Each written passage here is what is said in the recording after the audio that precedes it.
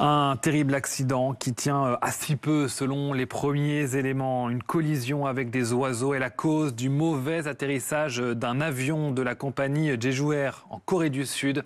L'appareil a pris feu, 151 morts comptabilisés pour l'heure selon les pompiers coréens. Clément Gauvin. L'avion venait tout juste d'arriver à l'aéroport de Muan en Corée du Sud. Filmé ici en plein atterrissage.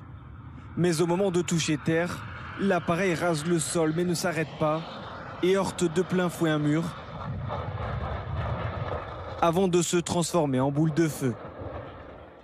L'avion, un Boeing 737 de la compagnie sud-coréenne Jeju Air, transportait 175 passagers et 6 membres d'équipage. Il reliait la ville de Bangkok en Thaïlande à celle de Muan au sud-ouest de la Corée du Sud. Autour de l'aéroport, quelques instants après le crash, un énorme panache de fumée. Et au sol, pompiers et secouristes découvrent une carcasse presque complètement détruite. Mais ils parviennent malgré tout à extraire 2 membres de l'équipage, blessés mais sains et saufs. Nous supposons que la cause de l'accident est un impact d'oiseau ou une détérioration des conditions météorologiques. La cause exacte sera déterminée par une enquête médico-légale plus approfondie. Une collision avec un oiseau qui aurait pu entraîner, comme on peut le voir sur cette image, un dysfonctionnement du train d'atterrissage au moment de son arrivée sur la piste de l'aéroport de Muan. Avant tout, je tiens à présenter mes sincères excuses et mes condoléances à ceux qui ont perdu la vie dans l'accident et à leurs familles. Pour l'instant, il est difficile de présumer de la cause de l'accident et nous devons attendre les résultats de l'enquête officielle menée par les autorités. De son côté, le ministre des Transports sud-coréen a réuni en urgence une cellule de crise et exprimé ses condoléances aux familles des victimes. Le gouvernement mobilisera toutes les ressources disponibles pour assurer des opérations de sauvetage rapide, gérer les conséquences de l'accident et soutenir les familles endeuillées. Suite à ce crash, tous les vols en provenance ou à destination de l'aéroport de Muan ont été annulés. Allez, on va se rendre justement en Corée du Sud où on vous retrouve Chloé Borgnon, correspondante de France 24 à Séoul. Une réunion de crise s'est tenue au plus haut niveau de l'État. Oui, tout à fait. Le gouvernement a dès ce matin mis en place des cellules de crise. D'abord pour tenter, comme on a pu le voir dans le reportage, de mettre en place, de coordonner les secours le plus rapidement possible. Et maintenant également pour tenter de déterminer les causes de l'accident. Pour l'instant, le gouvernement ne donne aucune cause officielle. C'est intéressant de noter que ce drame arrive en fait à un moment où, au niveau politique, la tension est énorme. En fait, le président sud-coréen a été destitué depuis la tentative de mise en place d'une loi martiale le 3 décembre. L'actuel président par intérim, c'est en fait le ministre des Finances qui porte une triple casquette aujourd'hui, celle de son ministère, Premier ministre par intérim et président par intérim. Et malgré cela, eh bien, le gouvernement a su réagir assez rapidement puisque le président par intérim s'est rendu à Muan avec les familles. Il leur a présenté ses condoléances en précisant que selon lui, aucun mot de condoléances ne pourra être suffisant pour faire face à la peine des familles. Merci beaucoup Chloé Borgnon, vous restez avec nous, on cherche à comprendre ce qu'il s'est passé ce matin. Jean Serra est avec nous, notre spécialiste aéronautique. Bonjour Jean, le train d'atterrissage, c'est-à-dire les roues de l'avion qui doivent sortir pour que l'avion puisse atterrir sur une piste d'atterrissage, ne s'est pas déployé finalement, c'est ça le problème. Oui, visiblement, le train, bien sûr, on le voit, est complètement entré. Il n'a pas pu sortir. Qu'est-ce qui s'est passé? Pour quelles raisons il n'a pas pu sortir? Alors, on nous parle de problèmes avec des oiseaux. Effectivement, les oiseaux sont un danger pour l'aéronautique. Du reste, on voit dans une des visios que l'on a pu voir de cet avion que lorsqu'il est en approche, à un moment donné, il y a une énorme fumée qui sort du réacteur droit, donc qui a dû être impacté par l'ingérence d'oiseaux à l'intérieur du réacteur. On voit que vraiment le réacteur a eu un gros problème. Est-ce que ça a touché également des circuits de l'avion qui font que lorsqu'ils ont voulu sortir le train n'est pas sorti? Ça, c'est l'enquête qui va nous le dire. Mais ensuite, il s'est posé. Mais alors, parce que quand même, ce qui est inquiétant dans l'histoire, c'est qu'évidemment, dans le ciel, il y a de très nombreux oiseaux, oui, et qu'une simple collision avec un oiseau peut faire vaciller un avion avec toutes les personnes qui le transportent à l'intérieur. Les oiseaux ont toujours été un danger pour l'aéronautique. Nous avons du reste, sur tous les aéroports importants dans le monde, nous avons des équipes qui sont avec des fourgons spéciaux qui se déplacent tout autour de l'aéroport avec des sirènes pour faire peur, effrayer ces oiseaux pour qu'ils partent le plus loin possible de l'aérodrome.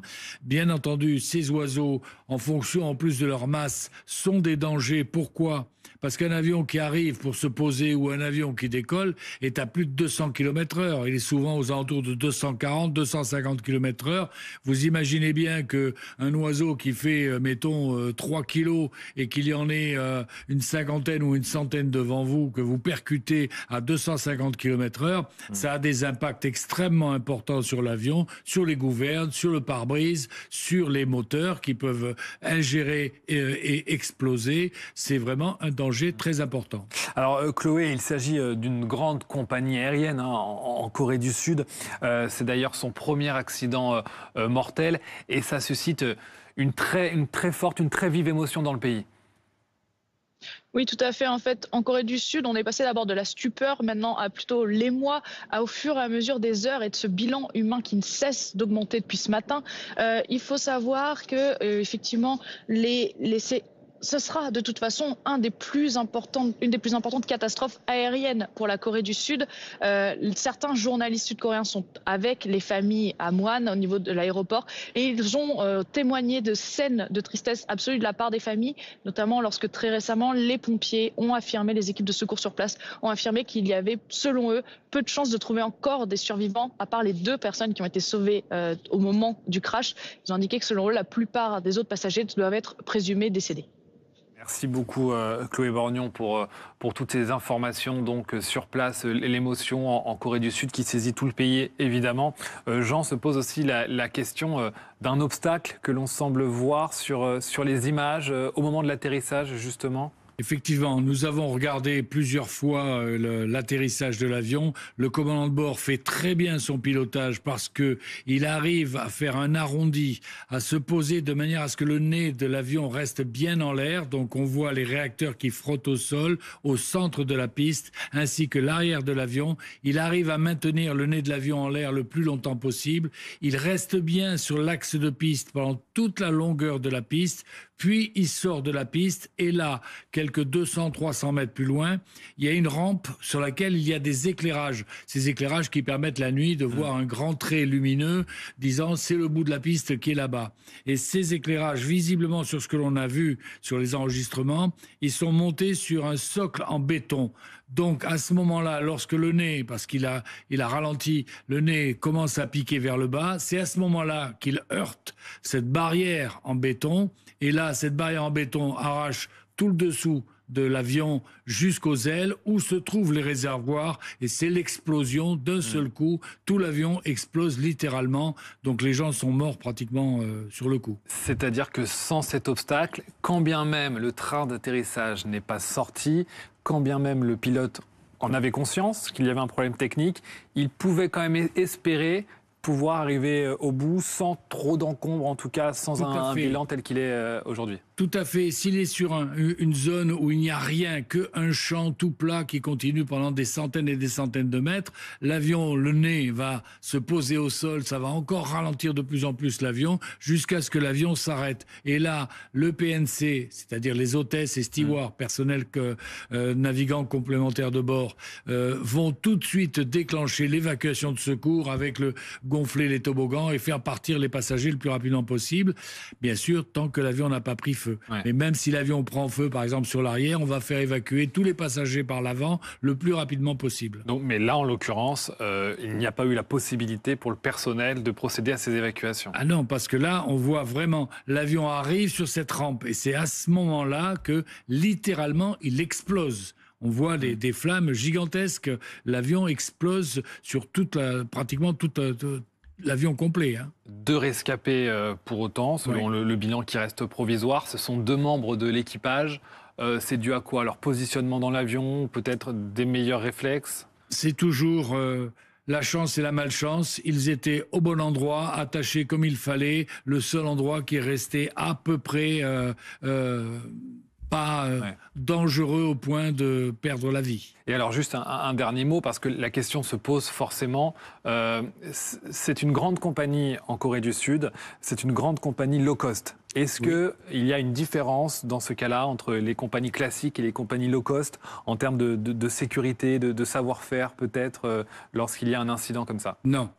Là-dessus, on va être très clair. Les pilotes sont formés au simulateur et tout ce qui s'ensuit. Du reste, la plupart de ces compagnies low cost font faire les entraînements par des compagnies comme, par exemple, comme Air France, qui ont les simulateurs, qui ont tout ça. Et les bases d'entraînement, la séquence des entraînements, ce sont des choses qui sont fixées par des lois, par des décrets, par des arrêtés, qui font que par exemple, tous les 6 mois, on est obligé de faire des séances de 4 à 5 heures de simulateur pour travailler toutes ces choses-là.